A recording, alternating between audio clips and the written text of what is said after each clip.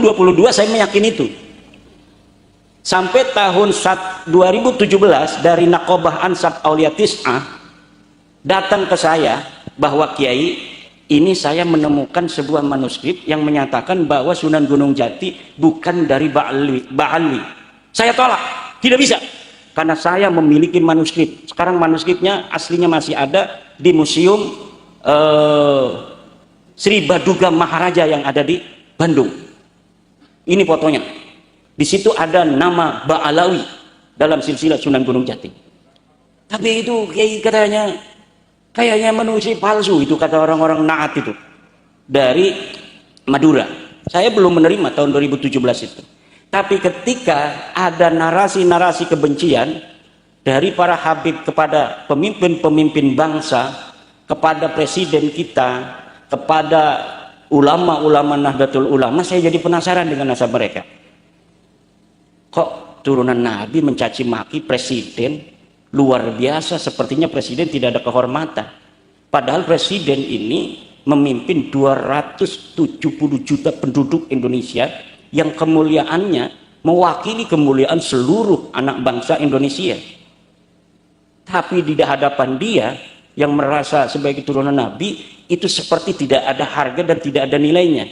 Jangan-jangan semacam ini bukan keturunan Nabi.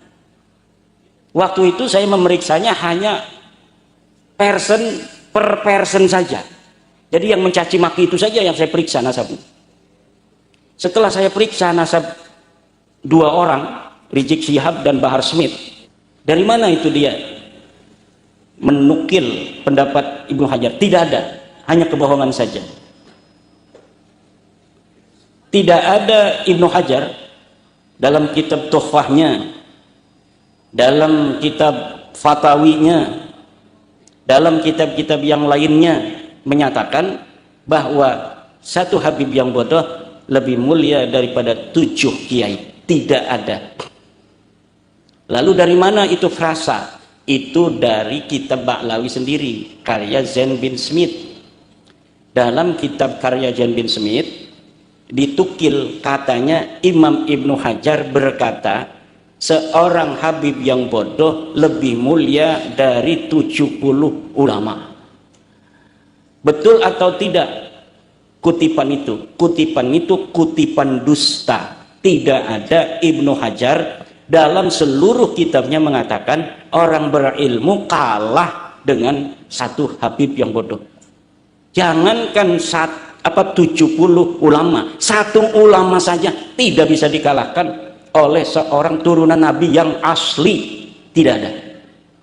Bahkan Syekh Nawawi Tenara dalam Maraqil Ubudiyah, al-alimul lidhi la yantasibu ilan nabiyyi yafuqu 60 darajah mimma yantasibu ilan nabi, atau kama qala Syekh Nawawi, bahwa orang yang berilmu yafuqu, dia mengalahkan 60 darajah, 60 derajat daripada orang yang bernisbah kepada Rasulullah Muhammad sallallahu alaihi wasallam. Min thaniyatil wada wa tabasukru alaina mada'ani lahida tala'al badru alaina min thaniyatil wada وجب السكر علينا ما دعا لله داع. السلام عليكم ورحمة الله وبركاته.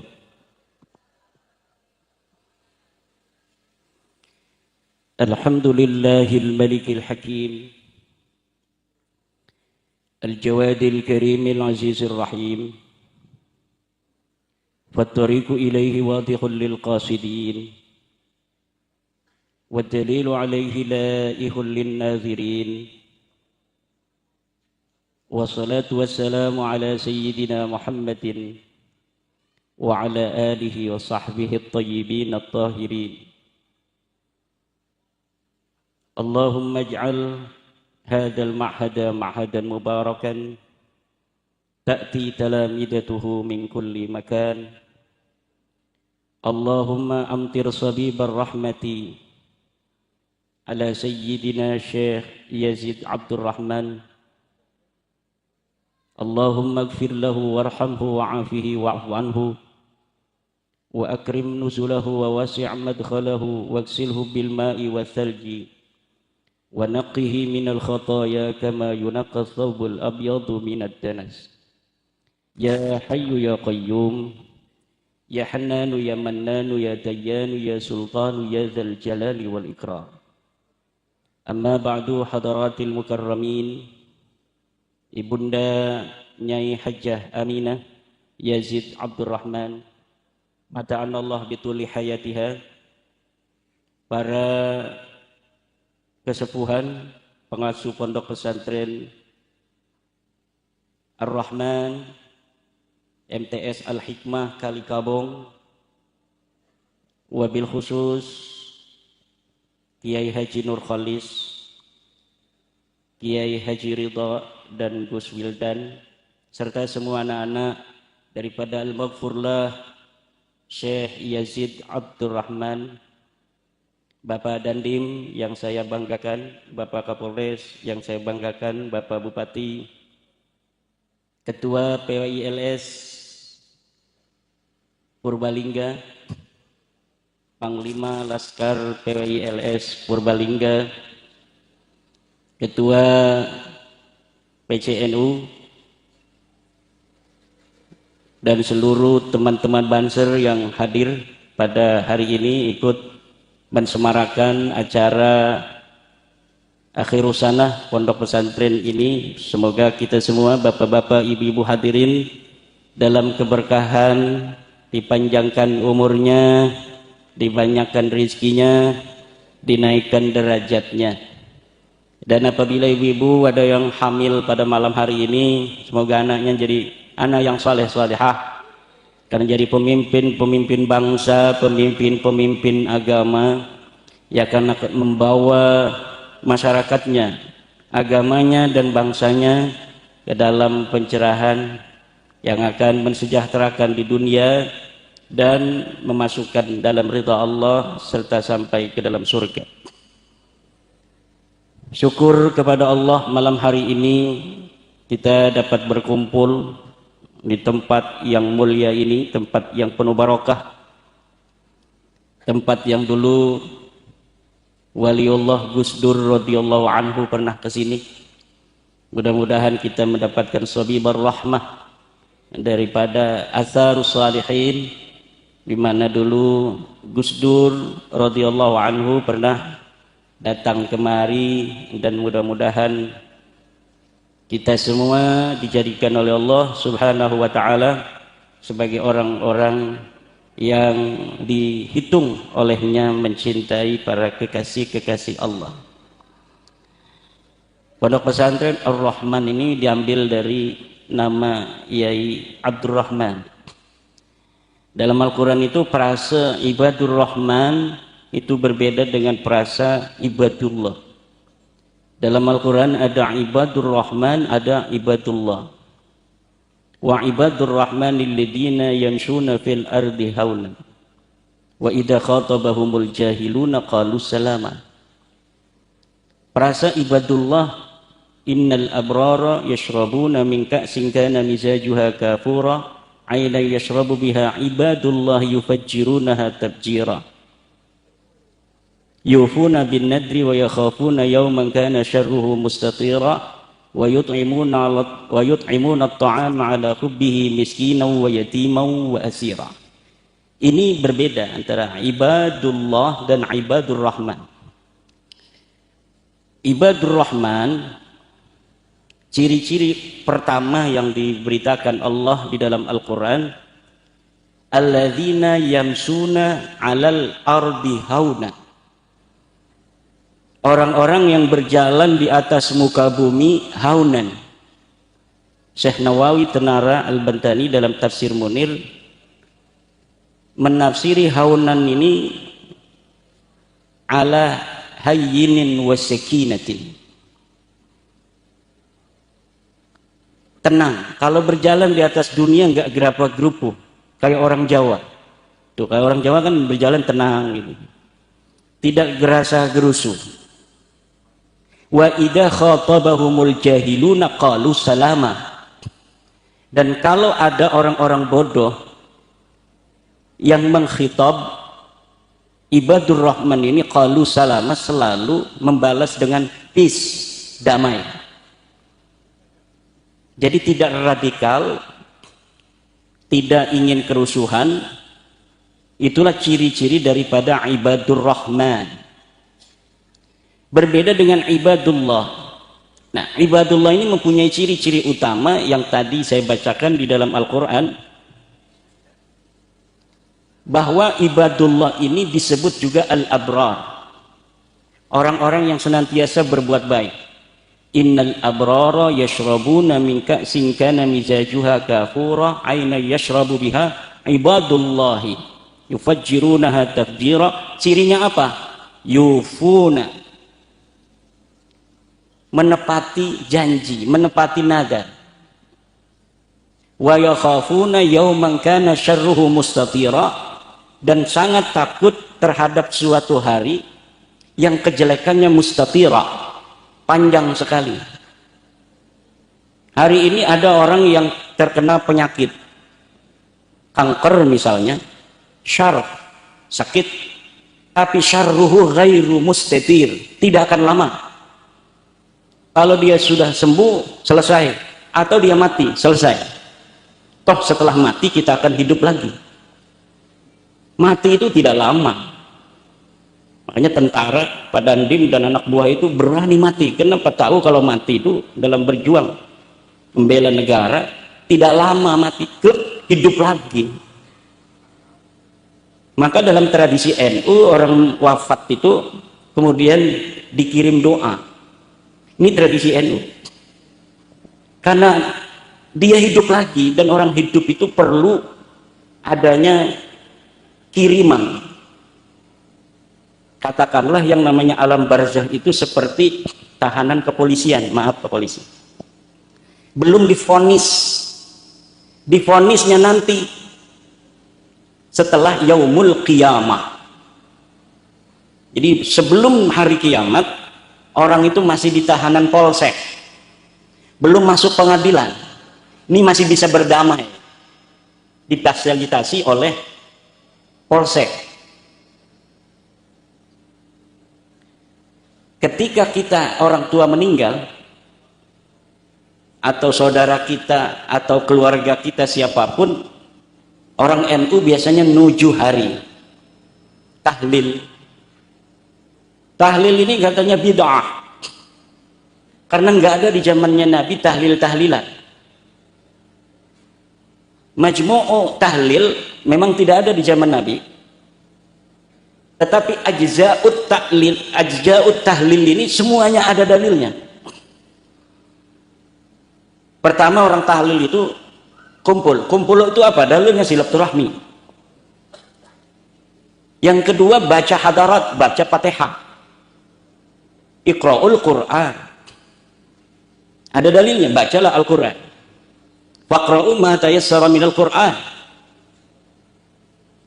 Kemudian membaca tahlil, la ilaha illallah, la ilaha illallah. Ada dalilnya apa tidak? Ada dalilnya. Man qala la ilaha illallah dakhalal jannah.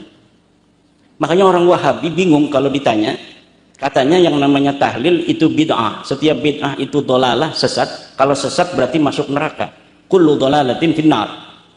Sekarang saya tanya, wahai Wahabi, kalau orang lagi tahlil, kemudian sedang baca la ilaha illallah, la ilaha illallah, lalu dia mati, kira-kira masuk surga apa masuk neraka? Gak bakal bisa jawab dia. Hanya orang yang ba'idun minar rahmah yang mengatakan orang sedang membaca la ilaha illallah itu akan masuk neraka. Kalau orang lagi tahlil, kemudian dia baca Fatihah, a'udzu billahi minasyaitonir rajim, bismillahirrahmanirrahim, alhamdulillahi rabbil alamin, plak mati. kira-kira masuk surga apa masuk neraka? Jawab. Di meja ngerokok PWI, orang baca Fatihah, mati, masuk surga apa neraka? Surga. Siapa orang yang bilang orang baca Fatihah mati masuk neraka? Kemudian ada berkat. Apa berkat itu? Tasaddaqu, perintah bersedekah. Jadi walaupun tradisi tahlil yang ada di Nahdlatul Ulama itu tidak ada majmu', dalilul majmu', dalil keseluruhannya, tapi kalau dia diperinci, ditafsil, di ajza, semuanya ada dalilnya. Kata Syekh Nawawi Tenara, alladzina yamsuna 'alal ardi haunan, itu maknanya ala hayyinin was sakinah. Ibadur Rahman itu adalah orang-orang yang berjalan di atas muka bumi ala hayyinin wasikina.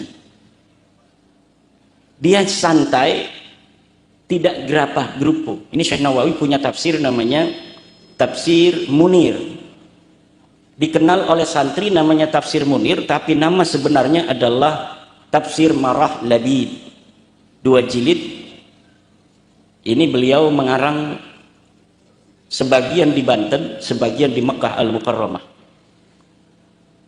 Maka saya pernah bilang bahwa seluruh Ba'lawi yang masih hidup maupun yang meninggal kalah utamanya dengan Syekh Nawawi Tenara.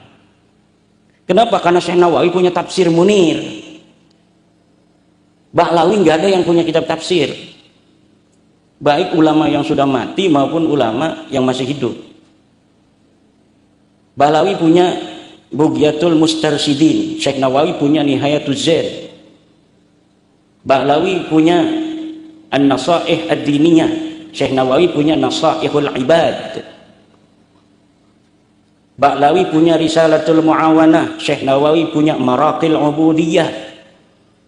Ba'lawi punya Safinatus Shalah, Syekh Nawawi punya Bahjatul Wasail.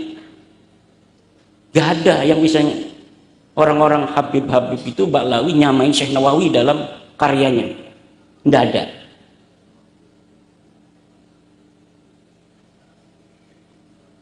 Kan mereka yang selalu mengunggul-unggulkan, ini lebih utama Faqih Muqaddam daripada Syekh Abdul Qadir Jailani, Kiai Ridho, Kiai Nur Khalis, Kiai NU, 70 kiai kalah dengan satu Habib yang bodoh. Kan begitu? Nggak ada dalilnya, sama sekali tidak ada dalilnya. Bahkan dalilnya dusta. Dusta pada siapa? Dusta kepada Ibnu Hajar. Mereka selalu membawa-bawa nama Ibnu Hajar.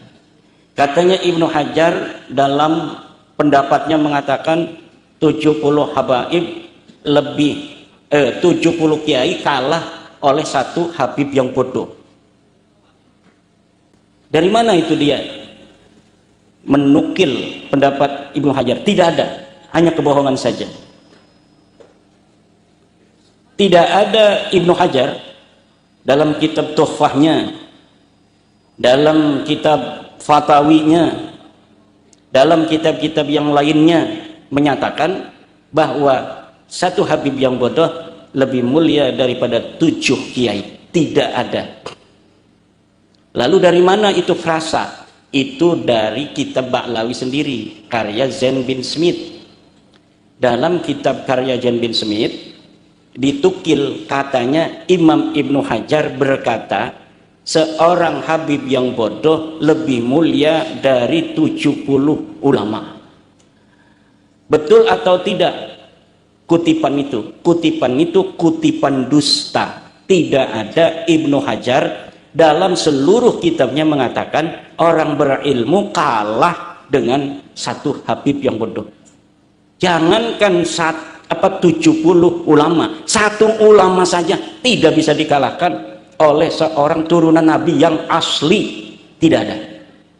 Bahkan Syekh Nawawi Tenara dalam Maraqil Ubudiyah, al-alimul ladzi la yantasibu ila an-nabi yafuqu 60 darajah mimma yantasibu ila an-nabi, atau kama qala Syekh Nawawi, bahwa orang yang berilmu yafuqu, dia mengalahkan sittina darajah, 60 derajat daripada orang yang bernisbah kepada Rasulullah Muhammad sallallahu alaihi wasallam.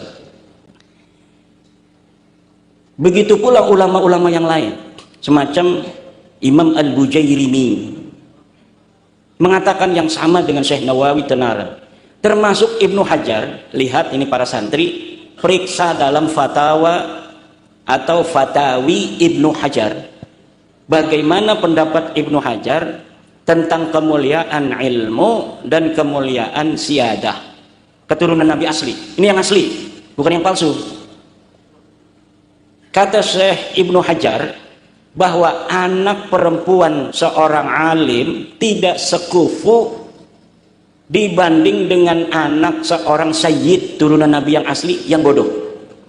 Jadi bapaknya sayyid ini bodoh, punya anak laki-laki. Di sini ada anaknya kiai, punya anak perempuan. Maka ini adamul kafaah bainahuma, tidak satu derajat di dalam pernikahan. Apabila perempuan anak kiainya ini tidak rela, apabila dia tidak suka, maka bapaknya tidak boleh mengijbar. Kan di dalam madzhab Syafi'i ada yang disebut wali mujbir. Mahwal waliyul mujbir. Wali mujbir adalah seorang ayah dan kakek yang bisa mengawinkan anak perawan tanpa seizin daripada anak perawannya itu, dengan syarat dinikahkan dengan orang yang berprestasi, yang satu kufu. Jika dinikahkan dalam keadaan ijbar itu tidak satu kufu, maka anaknya bisa lapor kepada hakim bahwa dia tidak setuju. Itu dalam madzhab Syafi'i. Jadi walaupun ada privilege bagi ayah kandung dan kakeknya, yaitu bisa menikahkan tanpa izin, tapi disyaratkan menikahkannya dengan orang yang berprestasi, dengan orang yang satu kufu. Tidak boleh menikahkan dengan orang yang sembarangan. Tapi kalau si anak perempuannya ini senang, walaupun tidak satu kufu, tidak satu derajat, sah nikahnya. Itu dalam fikih begitu. Tidak seperti Ba'lawi ini. Kalau nikah katanya anak perempuan Ba'lawi dengan orang Purbalingga, maka ini orang Purbalingga dihitung berzina seumur hidup. Dia tidak akan dapat syafaat dari Nabi sampai dia mengembalikan keperawanannya si anak Habib itu. Nah ini hadza laisa min ta'alimil Islam. Ini tidak ada dalam ajaran Islam. Hanya ditemukan dalam buku-buku Talmud kaum Yahudi. Dalam buku-buku Talmud kaum Yahudi, kitab-kitab Talmudnya kaum Yahudi, ada ajaran semacam itu. Kalau seorang turunan Yahudi, perempuan dinikahkan bukan dengan Yahudi, maka pernikahannya tidak sah. Tapi dalam ajaran Islam tidak ada yang semacam itu. Lalu dia menggunakan ajarannya siapa kalau bukan menggunakan ajaran Islam? Dan ajaran-ajaran semacam ini banyak sekali rasisme yang diatasnamakan keturunan Nabi, padahal ketika diperiksa, diteliti secara ilmu historis tidak terbukti. Kenapa? Karena nasab itu bicara tentang perspektifnya, ada perspektif biologis, ada perspektif historis, ada perspektif genealogis. Perspektif historis itu dilihat dari buku-buku sejarah. Betulkah pengakuan dia bahwa dia keturunan daripada seseorang di masa lalu yang besar? Ngaku keturunan Raden Wijaya, ngaku keturunan Sunan Gunung Jati, ngaku keturunan Sunan Ampel, ngaku keturunan Nabi Muhammad. Ini perlu adanya masdarun awwaliyun, bukti primer. Bukti itu ada bukti primer, ada bukti sekunder, ada bukti tersier. Bukti primer itu adalah buku yang dia tulis ketika dia hidup, yang menandakan bahwa dirinya betul-betul sosok historis, bukan fiktif. Misal Prabu Siliwangi, menulis sebuah prasasti yang dikenal sekarang dengan batu tulis. Nah, ini merupakan bukti primer adanya sosok seseorang yang bernama Prabu Siliwangi, yang batunya dapat diteliti secara kajian epigraf, kajian arkeologis, bahwa betul batu dengan guratan-guratan yang tertulis di atasnya itu berumur 2000 tahun atau 1500 tahun atau 500 tahun. Itu ahlinya akan bisa membaca. Jadi nggak bisa seseorang di masa kini beli batu yang umurnya 5000 tahun, kemudian dia gurat dengan guratan hari ini, lalu diatribusikan bahwa batu ini ditulis 500 tahun yang lalu. Ini bagi para ahli akan ketahuan bohongnya. Jangan sembarangan, walaupun batunya berumur 5000 tahun. Karena dari nisbah guratan dengan batu ini akan diketahui unsur-unsur apa yang membentuk tulisan ini bisa ada di dalam batu. Misal dari logam, nanti sisa-sisa logamnya ini, obeng yang dipakai, pahatnya, ketahuan ini pahatannya besi yang campurannya besi Cilegon yang dicampur dengan bahan kimia tertentu yang ada diproduksi pada tahun 2020. Itu akan ketahuan oleh para ahli. Nggak mungkin kedustaan itu tidak bisa dilacak. Contoh, tahun 1970 geger di Jawa Barat diketemukan sebuah naskah namanya Naskah Wangsakerta, Kiai Ridho. Naskah Wangsakerta ini itu melampaui zamannya. Dia bicara tentang sejarah Jawa Barat, Banten, tetapi di dalamnya ada frasa-frasa penemuan yang hanya bisa dibaca kesimpulan itu setelah sebelum tahun 1970. Diberikannya tahunnya itu 1679, bahwa ini manuskrip Negara Kertabumi atau disebut Naskah Wangsakerta karena katanya ditulis oleh seorang pangeran dari Cirebon namanya Pangeran Wangsakerta. Diberi angka tahun 1769. Di situ ada sejarah-sejarah yang sangat modern, seperti tentang teori evolusi Darwin. Itu sudah ada di buku Naskah Wangsakerta yang katanya ditulis tahun 1600, padahal teori evolusi Darwin itu abad 19.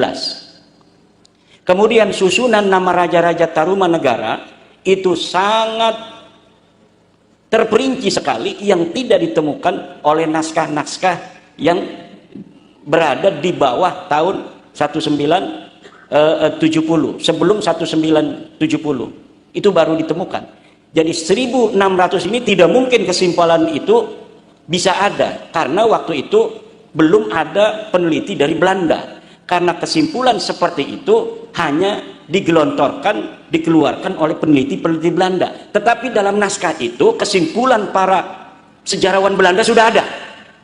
Itu dari teks dan intertekstualitas dapat ditengarai bahwa manuskrip Negara Kertabumi adalah manuskrip palsu.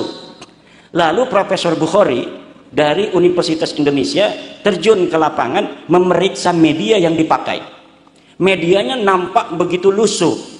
Sepertinya ini manuskrip memang secara pandangan mata ini dibuat tahun 1600-an.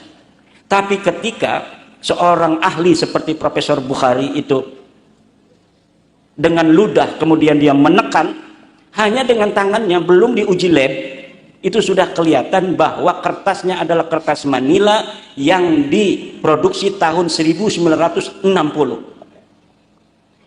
Dan dari naskah ini pula lah saya dulu terjebak, karena Naskah Wangsakerta atau disebut dengan nama Negara Kertabumi ini, di dalamnya selain menulis tentang sejarah kerajaan masa lalu di abad 1 Masehi, yaitu kerajaan Salakanegara, dilanjutkan abad 5 Masehi kerajaan Tarumanegara, selanjutnya kerajaan Pajajaran. Di sana juga mencakup sejarah Kesultanan Cirebon dan Kesultanan Banten. Dan di dalam salah satu konten yang ada di dalam manuskrip itu ada silsilah Sunan Gunung Jati Syarif Hidayatullah, dan di dalam manuskrip palsu itu dinyatakan bahwa Sunan Gunung Jati itu berasal dari Yaman. Bapaknya namanya Abdullah bin Ali Nurul Alam, terus ke Abdullah Azmatkan, terus ke Ba'alawi. Jadi satu marga dengan Habib-Habib itu.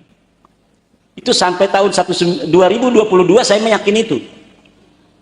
Sampai tahun 2017 dari Naqobah Ansab Aulia Tis'ah datang ke saya bahwa Kiai, ini saya menemukan sebuah manuskrip yang menyatakan bahwa Sunan Gunung Jati bukan dari Ba'alwi. Saya tolak, tidak bisa, karena saya memiliki manuskrip. Sekarang manuskripnya aslinya masih ada di museum Sri Baduga Maharaja yang ada di Bandung. Ini fotonya. Di situ ada nama Ba'alawi dalam silsilah Sunan Gunung Jati.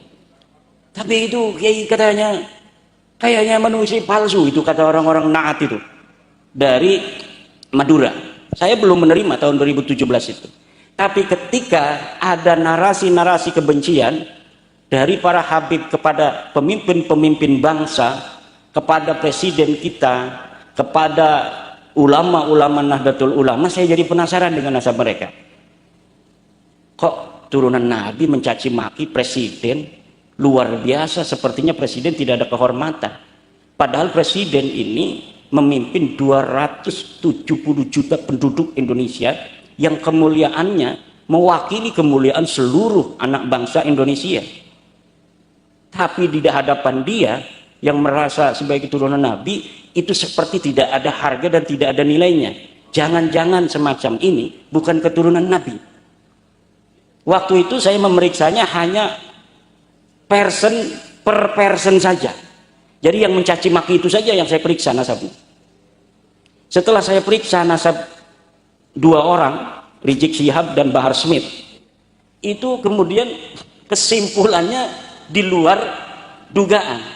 Ternyata bukan hanya dua orang ini yang bukan keturunan Nabi. Semua orang yang bernasab kepada Alwi bin Ubaidillah ini bukan keturunan baginda Nabi besar Muhammad sallallahu alaihi wasallam. Dilihat dari ilmu sejarah tidak ada sama sekali. Mereka baru mengaku pada abad ke-9 Hijriah. Sekarang kan abad ke-15 Hijriah. Mereka mengaku di abad 9 Hijriah tentang leluhurnya yang namanya Alwi yang ada di abad ke-5 Hijriah. Alwi ini punya ayah namanya Ubaid, ada di abad ke-4 Hijriah, 383 Hijriah. Ini leluhur mereka ini katanya keturunan Nabi dari seorang turunan Nabi asli namanya Ahmad bin Isa. Saya periksa Ahmad bin Isa di dalam kitab-kitab sezaman yang satu masa dengan Ahmad bin Isa. Tidak ada Ahmad bin Isa mempunyai anak namanya Ubaid ini. Tidak ada Ahmad bin Isa punya punya cucu namanya Alwi. Tidak ada sama sekali. Sedang kitab-kitabnya di zaman itu abad ke-4 banyak sekali. Imam Syafi'i kan abad ke-2 Hijriah. Beliau wafat di awal abad ke-3, 204 atau 205 Hijriah. Itu kitabnya masih ada sampai sekarang. Ubaid ini itu adanya di abad 4. Tentu lebih banyak lagi yang dikarang oleh ulama-ulama di Yaman pada saat itu. Kita periksa satu persatu daripada kitab-kitab yang menyebut kota Yaman, yang menyebut Kabupaten Tarim. Di situ disebutkan dalam kitab Tabaqat Fuqaha'il Yaman, siapa-siapa saja ulama yang ada di Tarim. Tidak ada nama-nama yang disebut sebagai leluhur habaib itu tercatat sebagai orang, sosok historis yang ada di abad itu. Tidak ada. Padahal ulama-ulama biasa ditulis. Nah, yang katanya ulama besar seperti Muhammad Shahid Mirbat itu ulama besar katanya mujtahid mutlak. Ternyata sama sekali tidak dicatat di dalam kitab yang menerangkan ulama-ulama Tarim dan ulama-ulama Yaman. Misalnya begini, sekarang kan tahun 2025. Tahun 2025 ini di Purbalingga ada orang mencatat, misalnya Pak Agus Sukoco. Pak Agus Sukoco itu kan penulis di Purbalingga yang sudah terkenal. Dia nulis sejarah ulama-ulama di Purbalingga. Satu, Kiai Yazid Abdurrahman. Dilanjutkan oleh Kiai Ridho, segala macam. Ditulis ulama-ulama Purbalingga. 300 tahun kemudian ada orang meneliti Purbalingga. Siapa sih? Ada ulama-ulama yang hidup di tahun 2025 dengan menggunakan naskah sezaman dengan tahun 2025 ini, yang tulisan daripada Bapak Agus Sukoco. Ditemukan manuskripnya. Oh, masih ada tuh di perpustakaan Arsip Nasional, misalnya buku karya Bapak Agus Sukoco yang menerangkan nama ulama-ulama Purbalingga. Oh, memang disebutkan ada kiai namanya Kiai Ridho. Betul, dia disebutkan di situ putra daripada Kiai Yazid Abdurrahman, kiai yang katanya galak pada masanya. Saya ada yang bisikin, Kiai Yazid ini nggak kayak Kiai Ridho begini halus. Kiai Yazid orangnya galak katanya. Kalau Kiai Ridho halus nih, nurut ibunya genetiknya, mitokondrianya kuat ini. Karena DNA itu ada DNA parental, ada paternal, ada mitokondria. Kalau paternal itu kita ingin mengetahui leluhur kita, ayah bin ayah bin ayah bin ayah bin ayah bin ayah bin ayah sampai Nabi Adam alaihissalam. Itu bisa terdeteksi. Kalau mitokondria itu kita ingin mengetahui ibu kita, punya ibu, punya ibu, punya ibu, punya ibu, punya ibu sampai Siti Hawa. Kalau parental zigzag. Yang zigzag itu untuk mengetahui kadar berapa persen kita orang Purbalingganya, berapa persen nenek-nenek kita yang orang Bantennya, berapa persen nenek-nenek kita yang orang Indianya. Itu tes DNA parental yang zigzag untuk mengetahui kadar genetik kita lebih banyaknya dari keturunan mana. Dan ini sudah diadakan sebuah tes DNA tahun 2021 oleh orang Banten, itu pemilik Historia yang sekarang jadi anggota DPR RI dari PDI. Nah, itu mengambil sampel-sampel di Indonesia, diantaranya sampel Najwa Shihab dari Baklawi perempuan. Setelah diperiksa DNA Najwa Shihab itu, lihat di Google masih ada, 48%-nya bukan orang Arab, dia orang India. Jadi lebih dominan genetik yang ada di dalam diri Najwa Shihab itu orang India, bukan orang Arab. Nah, itu untuk mengetahui persentase genetik dari suku apa saja yang mempengaruhi seseorang. Ini saya ini sekarang tinggalnya di Banten, tapi silsilahnya itu lari kemana-mana. Dari Wonosobo ada, mungkin kalau sudah Wonosobo ada yang terdeteksi itu dari nama Kiai Ageng Wonosobo. Ada dari Maduranya, ada dari Prabu Siliwanginya, ini yang paling banyak kali. Ada dari Cirebonnya, ada dari Acehnya. Tapi belum tes DNA. Karena saya bilang kalau tes DNA mau ngapain kita? Mau hebat-hebatan, nih tes DNA saya, kamu harus tunduk pada saya. Kamu tes DNA-nya G, saya J1. Kan nggak begitu juga. Nah, dari situ ada hasil-hasil tes DNA di Family Tree DNA yang hari ini bisa diakses di internet. Coba bapak-bapak, ibu-ibu, punya HP enggak, Bu? Bu, punya HP enggak? Punya kan? Ketik di Google searching itu Family Tree DNA, atau langsung aja Ba'alawi DNA. Itu akan keluar hasil dari Habib-Habib yang sudah tes DNA. Hasilnya apa? G. Artinya apa itu G itu, Kiai? Artinya G itu jangankan turunan Nabi, orang Arab duduk. Jangankan turunan Nabi, orang Arab aja, Bu. Bukan. Kalau orang Arab emang apa? Orang Arab itu J1. J1. Dari mana taunya? Dari sampel-sampel keluarga ring 1 yang ada di Saudi, dari keturunan raja-raja Mekah yang keturunan Nabi. Di dalam tradisi zaman Sultan Utsmaniyah itu, kan dulu kerajaannya namanya Kesultanan Utsmaniyah. Untuk Mekah itu gubernurnya harus keturunan Nabi dari masa lalu. Mulai ganti itu hanya ketika 1924 Sultan Abdul Hamid Kairo, Istanbul, dikalahkan oleh Inggris Prancis, sehingga kemudian gubernur Mekah bukan dari turunan Nabi lagi, diganti oleh Raja Saud, dari keluarganya Raja Saud. Tetapi hak mereka tetap diberikan oleh kerajaan. mereka diberi humus. Apabila ada pendapatan negara, mereka diberikan hak oleh kerajaan Arab Saudi ini. Dan hari ini keluarga itu sudah tes DNA. Yang keluarga turunan Nabi dari generasi ke generasi itu yang diketahui dan terverifikasi dalam data sejarah, terverifikasi dalam ilmu nasab. Jadi kalau turunan Nabi, bapak-bapak, dari zaman dulu semenjak tahun 199 Hijriah itu sudah ada kitab. Ini Nabi punya anak Fatimah, Fatimah punya anak 2, Hasan Husain, Husain punya anak sekian, Hasan punya anak sekian. Nanti 100 tahun lagi ada lagi kitab, penambahan itu ditaruhin penambahan. Setiap tahun, setiap abad, kadang-kadang ada 5-10 kitab yang ditulis. Dan kitabnya hari ini kebanyakan bisa diakses di internet. Dari mana? Dari universitas-universitas yang ada di Turki, yang dulunya peradaban Islam kuat di sana. Yang ada di Saudi, bahkan yang ada di Vatikan. Sebagiannya ada di British Library di Inggris, ada juga di Leiden Library University di Leiden, Belanda. Ini jadi nggak bisa berkutik. Orang yang ngaku cucu Nabi nggak punya data yang valid, itu akan terbongkar. Ditambah lagi DNA hari ini semuanya ditaruh di internet oleh perusahaan DNA. Ada dari ASEC, dari Family Tree DNA, dari Heritage dan lain sebagainya.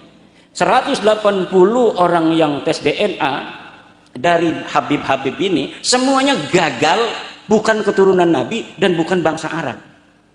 Dan ini ilmiah. Jadi bukan hoak. Kalau hoak nggak boleh kita ngomong masalah ini, sesuatu yang belum jelas kemudian kita ungkapkan. Karena ada sebuah ungkapan para ulama yang bagi likulli ahadin ayyakuna lahu khiratun fi hadan nasabis syarifi hatta la yantasiba ilai ahadun illa bihaqqin. Tidaklah boleh, atau yang bagi seharusnya bagi setiap orang mempunyai kepedulian terhadap nasabnya Rasulullah dan keturunannya, agar tidak sembarang orang bisa untuk mengaku sebagai keturunan Nabi.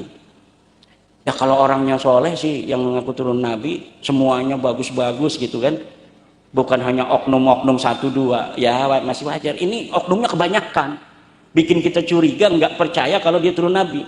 Masa ada turun Nabi yang Kristen? Asegap ada yang Kristen. Kemarin di Jepara Al-Habsyi 31 anak-anak diperkosa. Kemarin di Jombang jadi pengedar narkoba. Di Bekasi Al-Atas tatonya satu badan. Di Banyuwangi bunuhin orang jamaahnya. Bin Yahya di Cirebon merkosa istri orang di Majlis Taklim. Astagfirullah. Lah ini yang begini-begini ini, apakah kita membiarkan orang membawa-bawa nama Nabi kemudian memalukan nama Nabi itu sendiri? Wajib hukumnya bapak-bapak. Wajib hukumnya. Wajib apa? Wajib memberitahu kepada orang lain bahwa dia bukan cucu turun Nabi. Agar apa? Agar nama Nabi tidak disematkan pada orang model begitu. Karena terlalu banyak oknumnya. Yang satu caci maki para kiai, caci maki ulama, caci maki polisi, caci maki para pejabat. Nah, RT itu pangkatnya tinggi loh. RT itu mengepalai 40 keluarga. Dia bukan RT acan, berani mencaci maki seorang jenderal. Dalam ilmu sosial antropologi ini nggak masuk akal. Tapi kenapa terjadi? Dia merasa lebih tinggi dari sisi spiritual yang dimanipulasi itu. Dan ini yang kita harus potong, agar saudara-saudara kita tidak dieksploitasi oleh oknum-oknum yang mengaku sebagai keturunan Nabi, padahal dia tidak ada ikatan sama sekali dengan Rasulullah. Ini bahaya. Kalau misalnya 99% orang bohong nasab ini, itu selalu berbuat baik.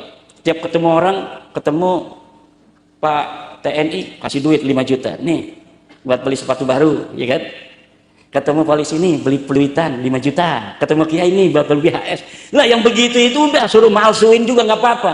Membawa nama besar Rasulullah semakin hebat. Ya Rasul, orang yang mengaku cucumu ini luar biasa, sudah kami dicerahkan dengan Islam yang dibawa oleh engkau. Kamu punya anak cucu yang ngasih duit melulu begini. Kan itu membawa nama besar. Lah ini beda. Bawa nama Nabi, datang ke Gus Wildan, minta duit, dikasih uang sedikit, marah-marah. Ini tadi baru ngobrol dengan Gus Wildan. Iya kan, ini contoh ini fakta. Kan ada fakta, ada teori, ada hukum. Ini fakta loh. Sudah jadi teori, bahkan sudah jadi hukum. Bahwa mereka selalu membawa-bawa nama Nabi untuk mengeksploitasi orang yang masih percaya kepada dia bahwa turun Nabi, untuk diambil manfaatnya, baik secara materi maupun secara rohani.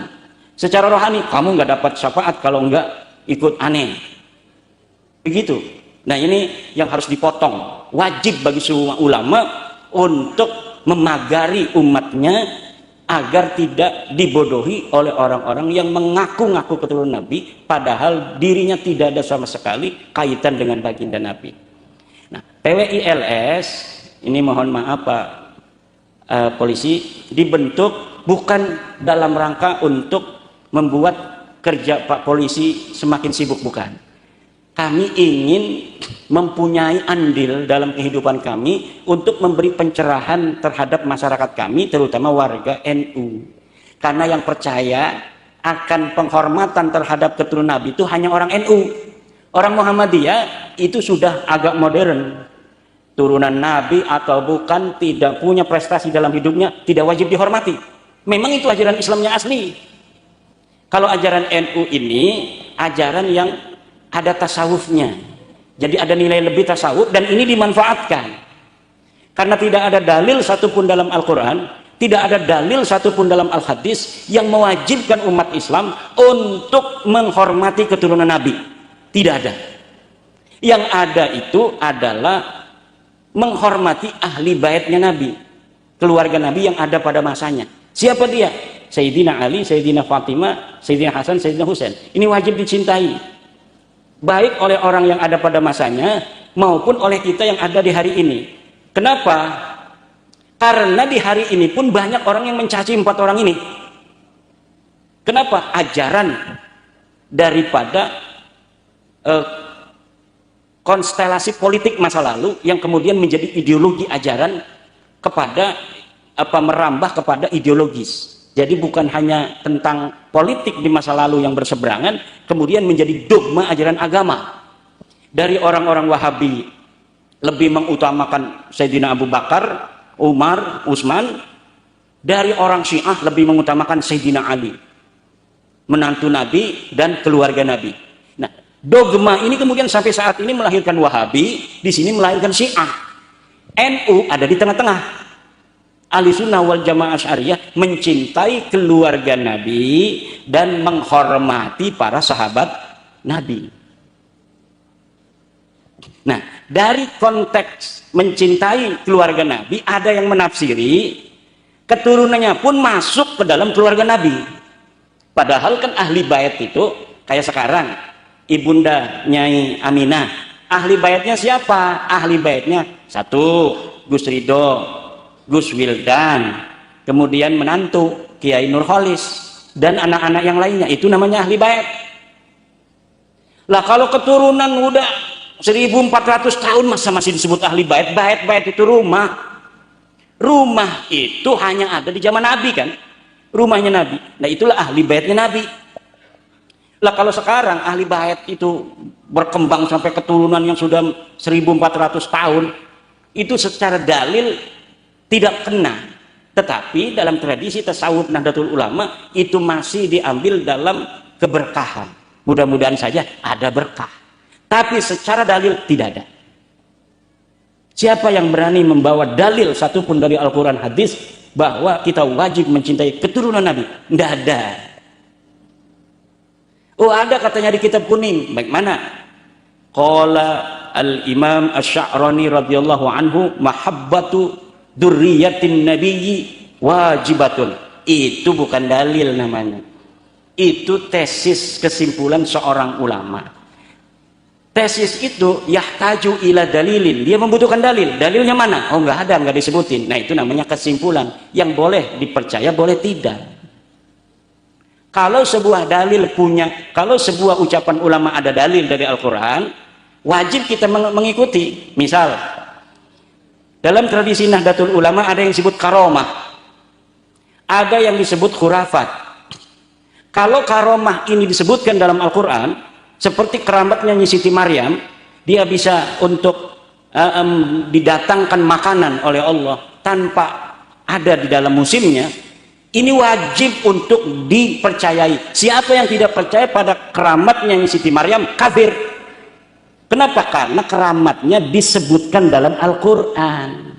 Siapa orang yang tidak percaya pada keramatnya Asid bin Barhaya, yang dia mengatakan bisa membawa singgasananya Ratu Balqis ke Raja Sulaiman dalam satu kali kedipan mata, tidak percaya hari ini kita pada keramatnya Asid bin Barhaya, itu kafir. Kenapa? Karena keramatnya itu ada di dalam Al-Quran.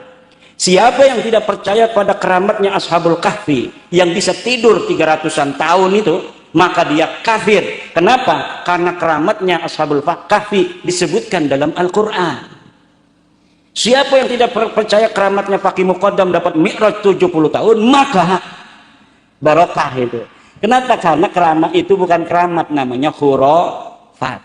Apa bedanya keramat dan khurafat?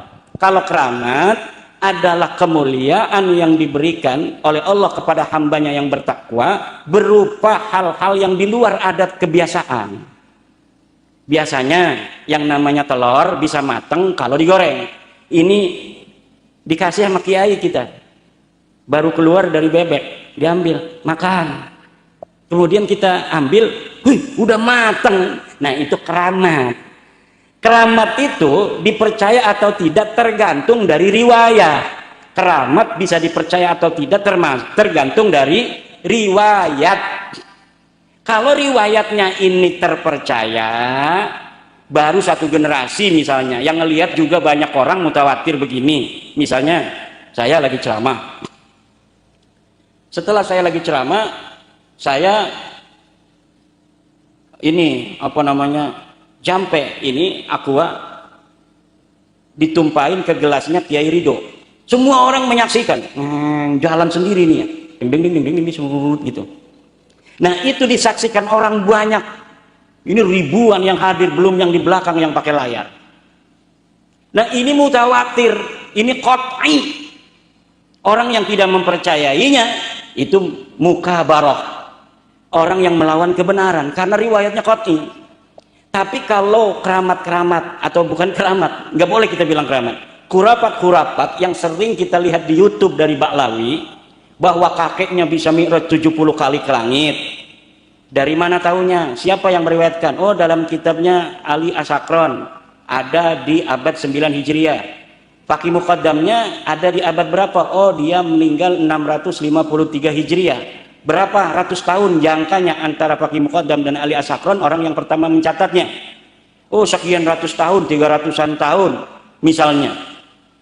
Lalu dari mana Ali Asakron mendapat riwayat itu? Dia tidak menyebutkannya, pokoknya kita wajib percaya. Nggak bisa, itu namanya dusta.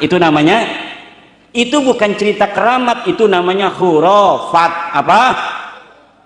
Khurafat itu. Tapi cerita-cerita kewalian dan keramat Syekh Abdul Qadir Jailani itu orang yang masih hidupnya mencatat kitabnya, bahwa Syekh Abdul Qadir Jailani dhaharat karamatuhu amaman nas, bahwa keramatnya Syekh Abdul Qadir Jailani terlihat di tengah-tengah manusia. Itu dicatat oleh siapa? Oleh orang yang hidup pada zamannya Syekh Abdul Qadir Jailani. Nah, kalau oleh orang yang hidup pada masanya, seperti saya hidup dengan Abu Yadim Nyati, saya pernah melihat keramatnya Abu Yadim Nyati. Saya menulis dalam kitab saya. Itu namanya bukti sezaman yang tidak perlu riwayat lagi, karena saya bertemu dengan Abu Yadim Nyati. Tapi Ali Asakron ada di abad 9, 895 Hijriah. Dia menulis kitab Al-Burqatul Musyiqah, menyebut keramatnya Faqih Muqaddam yang hidup di 653 Hijriah tanpa ada sanad, tanpa ada riwayat. Itu namanya khurafat, kedustaan, cerita-cerita dusta. Siapa dari Ba'lawi ulamanya yang hebat yang mampu datang ke saya membawa sebuah dalil bahwa seorang Faqih Muqaddam pernah hidup di alam dunia? Silahkan datang bawa dalilnya. Nggak ada. Orang itu nggak pernah ada di dunia. Dari mana tahunya? Dari kitab-kitab yang ada pada masa Faqih Muqaddam itu hidup, disebutkan siapa saja orang yang pernah hidup di tarim dari ulama, tidak pernah menyebutkan ada seorang namanya Muhammad bin Ali Faqih Muqaddam. Tidak ada. Siapa yang bisa membantah? Tidak bisa. Karena membantah itu perlu dalil. Al-man'u itu harus ada dalil. Dalilna kalau dalilna sudah, kata Roma Irama, menyerah saja. Nggak mau nyerah, malah marah-marah sama saya. Dajjal, Imam itu dajjal, pengadu domba, masuk neraka dia. Yang masuk neraka yang bohong dong. Masa yang nyampein kebenaran masuk neraka? Betul apa tidak? Betul apa tidak? Nah, ini kenapa saya sampaikan juga, ini mohon maaf, ini ada Bapak Dandim, ada Bapak Kapolres dan sebagainya, agar memahami ini. Terserah nanti Bapak kesimpulannya kan itu masing-masing. Bisa diteliti juga, ada pakar-pakarnya beliau-beliau ini nanti. Nah, ini nanti bisa untuk menjadi rembukan bagi siapa saja yang ingin meneliti. Dan siapa orang yang ingin mempunyai pendahuluan, silakan baca buku saya, Ulama Nusantara Menggugat Nasab Palsu, bisa di-download di internet. Di situ dalil-dalilnya beserta pemalsuan-pemalsuan kitab yang mereka lakukan dapat dilihat dan dapat diverifikasi, karena saya menyantumkan halaman berapa, percetakannya apa, apabila dia masih berupa manuskrip, ada di perpustakaan apa, di kota apa. Ibu bapak hadirin ma'asyiral muslimin rahimakumullah, dan yang perlu diketahui lagi, apa yang kami ungkapkan ini bukan karena kebencian, tetapi ingin saudara-saudara kami yang biasa dieksploitasi secara rohani dan materi itu tidak terjadi lagi di masa yang akan datang. Mudah-mudahan pertemuan silaturahmi kita malam hari ini ada keberkahan. Ini tadi acara di Aqsal Madinah sampai sore, alhamdulillah berjalan lancar. 18 pengurus PWI sudah dilantik, dan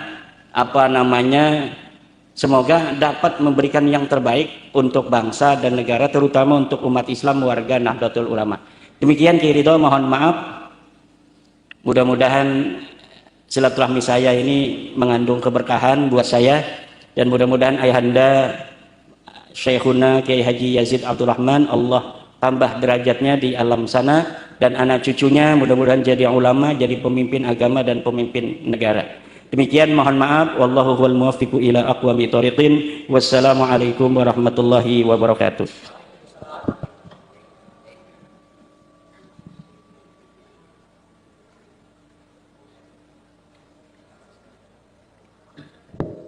Langsung doa. Mari kita sama-sama berdoa. Assalamualaikum ya ayuhan nabi wa rahmatullahi wa barakatuh. Assalamualaikum ahla baiti Rasulillah. Assalamualaikum Sayyidina Ali. Assalamualaikum Sayyidatana Fatimah. Assalamualaikum Sayyidina Al-Hasan. Assalamualaikum Sayyidina Al-Husain. Assalamualaikum ya Sayyidi Syekh Abdul Qadir Al-Jilani. Ya Sayyidi Syekh Abdul Qadir. Ya Sayyidi Syekh. Ya Sayyidi Syekh. Ya Allah bi barakati Syekh Abdul Qadir. Allahumma inni atawassalu wa tawajjahu binabiyikal mukhtar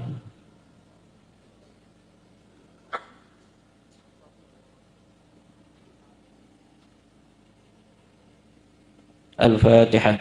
A'udzu billahi minasyaitonir rajim. Bismillahirrahmanirrahim. Alhamdulillahi rabbil alamin arrahmanir rahim maliki yaumiddin.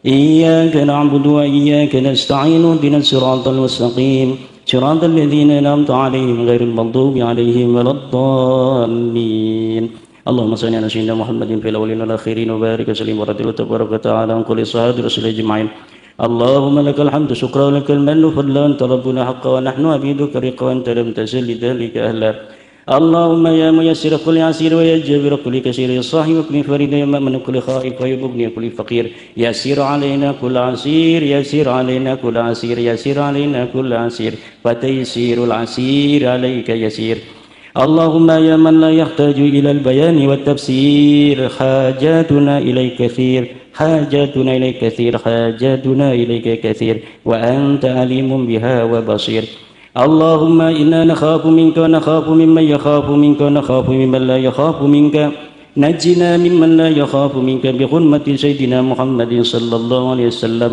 اخرسنا بعينك التي لا تنام واكنفنا بكنفك الذي لا يرام وارحمنا بقدرتك علينا يا أرحم الراحمين اللهم اغفر للمؤمنين والمؤمنات والمسلمين والمسلمات الأحياء